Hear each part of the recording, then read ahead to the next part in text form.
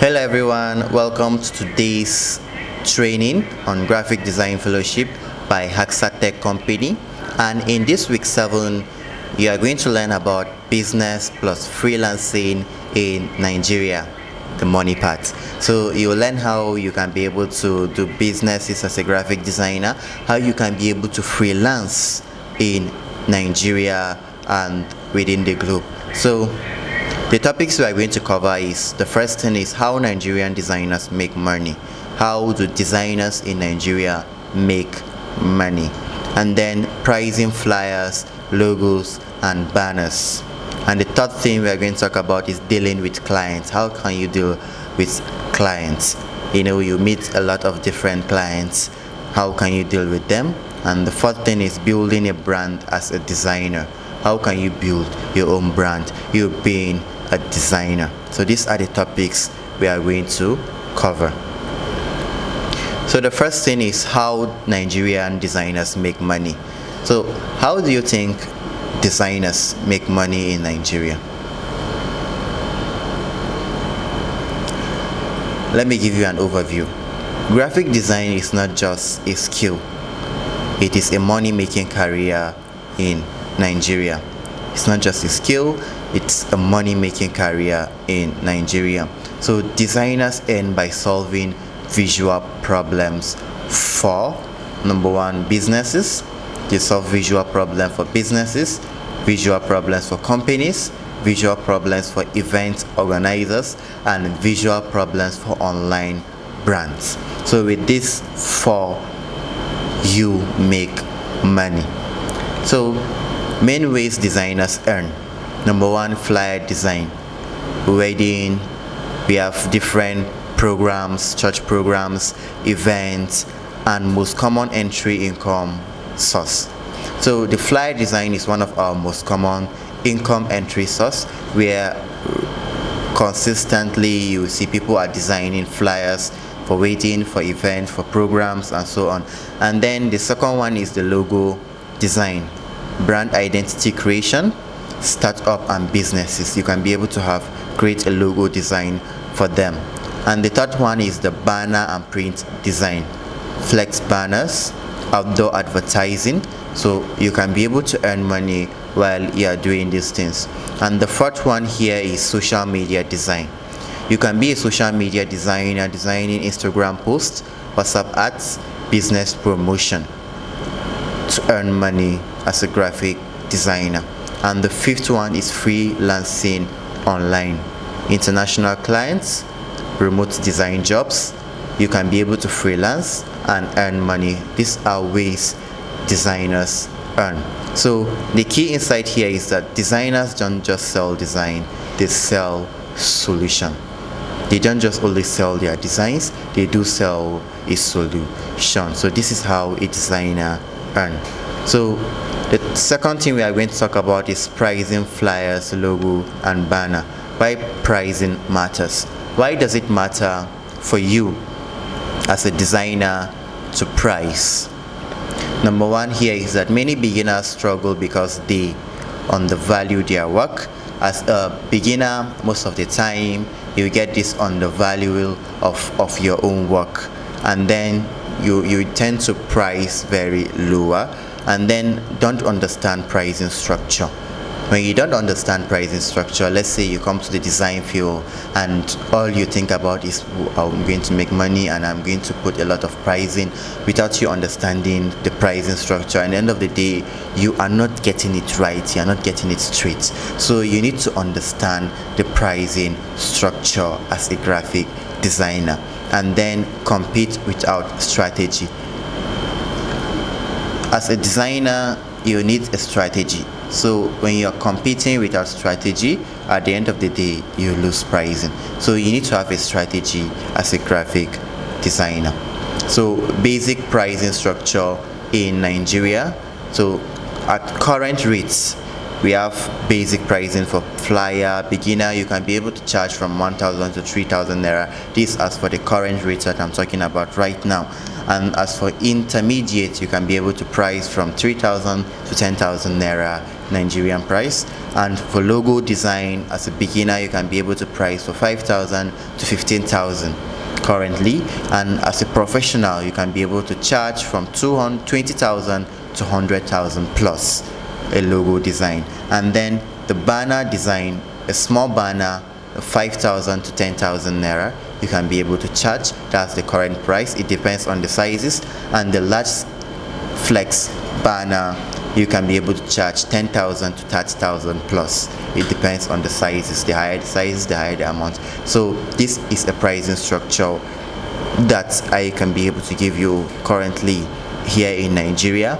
And the common mistakes most of designers do is that they charge too low. So imagine now you've designed, and then in all your charging, you've charged everything. You've already have an agreement with the client that you print the design, and then you've charged, but the charge at the end of the day, all the amount of money you charge ends up being spent in printing.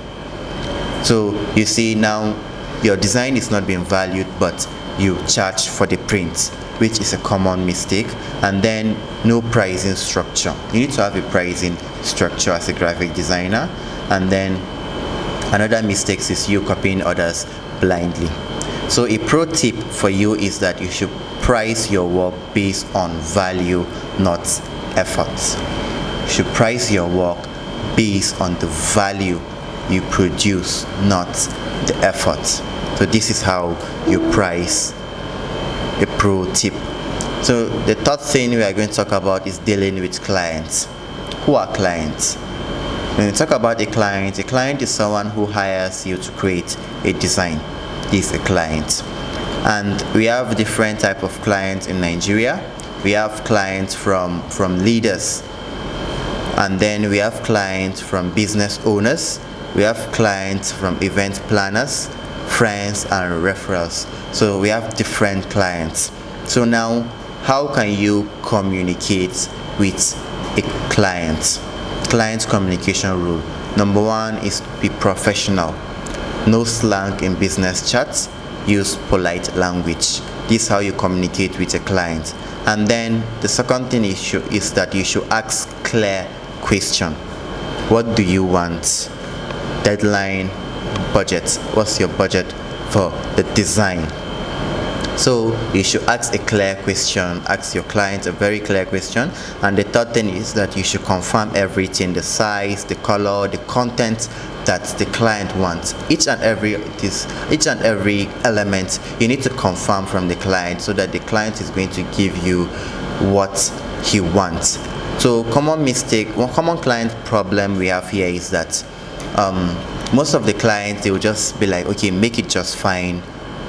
This one of an unclear instruction that client usually give. They give you a design as a creative. You get a client and it will give you a design, and the client will be like, okay, make it just fine. And at the process of making it just fine, you send, and okay, can you add this? Can you tweak this a little? So there is this what is the definition of fine? What's the definition of simplicity is by the client. So now clients usually don't make it clear that this is what they want on clear instruction, and too many changes. Most of the clients that you meet, definitely you're gonna have too many changes, this and that from clients, and also late payments. There are some clients that when you meet them after the whole work, and then you get a lot of late payments, which is some of the common problems we have from a client. And then a pro tip is that a good designer is also a good communicator. As a designer, you need to be a very good communicator. So this is the tip I'm going to give you.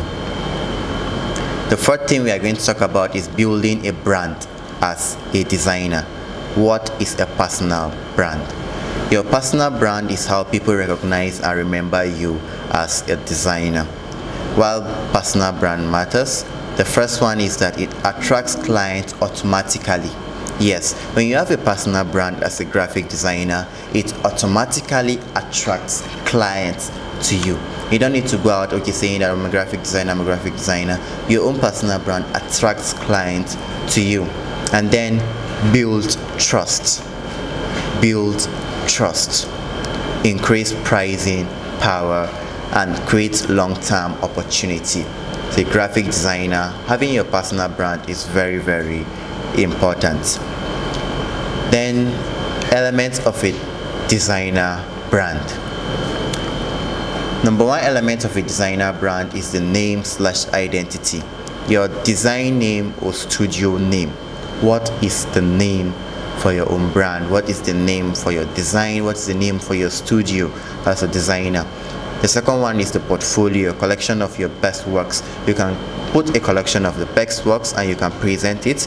That's your portfolio. And the third thing is style. Clean, bold, minimal, colorful. These are elements of a brand, designer brand.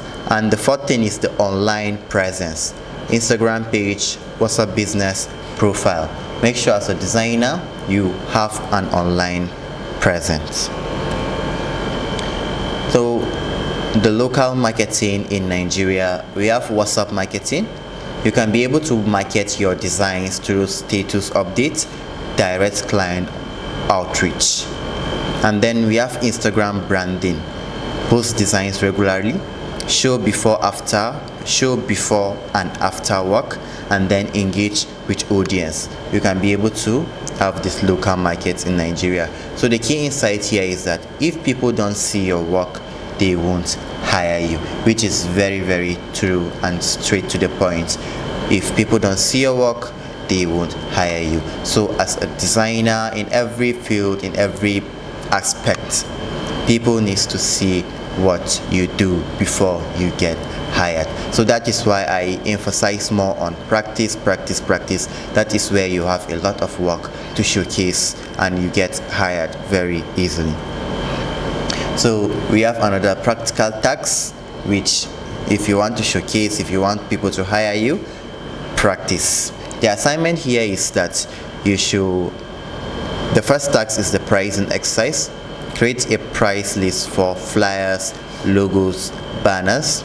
And then the second task here is the client simulation. Write a mock conversation with a client, ask requirements, confirm details, set price. This is a client simulation. And the third task is the personal branding. Create an Instagram page concept, portfolio structure, designer name. So these are the three tasks I'm expecting each and every one of you. If you are a creative or you want to be a creative, do these tasks, which is going to help you a lot. So this comes to the end of our week 7 training, and we've come so far and we have a lot to showcase. So I believe the assignments, the practicals, and everything, it's doing a lot of things in our mind and in our skills. So it's a very good thing that you practice. So thank you for joining us, and I wish you all the best. And I would love to see you in our week 8, which is the last week we are going to have, and we are going to practice more and more and more. Thank you, and I wish you all the best.